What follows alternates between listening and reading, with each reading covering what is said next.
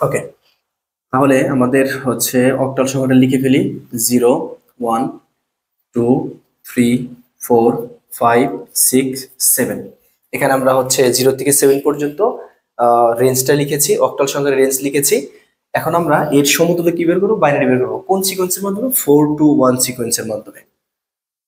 আমরা এর মানে গত ক্লাসেও বা পূর্ববর্তী যে ক্লাসগুলো নিয়েছিলাম সেই ক্লাসগুলোতে বলেছি যে এই সংখ্যার বা অক্টালের যে সিরিজটা আছে বা ধারাটা আছে, এই সংখ্যার নিচে যখন 1 হবে সে কাউন্টে আসবে, এই সংখ্যার নিচে যখন 0 হবে সে কাউন্টে আসবে না।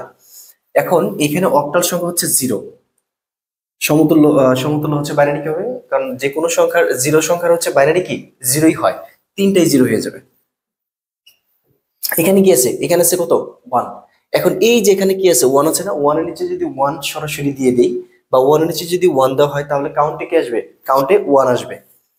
1 এর নিচে যদি 1 দেই বাকিটা কি হয়ে যাবে? 0 হয়ে যাবে। কাউন্টে কি আসবে? কাউন্টে 1 আসবে। এখানে কি আছে? 2।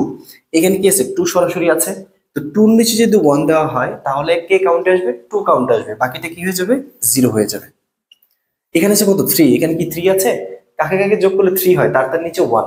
তাহলে দেখো যে 2 প্লাস 1 কত হয়? 3। তাহলে 2 নিচে 1, 1 এর নিচে 1, বাকিটা কি? 0। এটা হচ্ছে 3 এর বাইনারি। এখানে 4, 4 কি সরাসরি আছে না? তো 4 এর নিচে যদি 1 দেওয়া হয় তাহলে কাউন্টে কি আসবে? 4। বাকিটা কি হয়ে যাবে? 0। এখানে কত আছে? 5। কাকে কাকে যোগ করলে 5 হয়?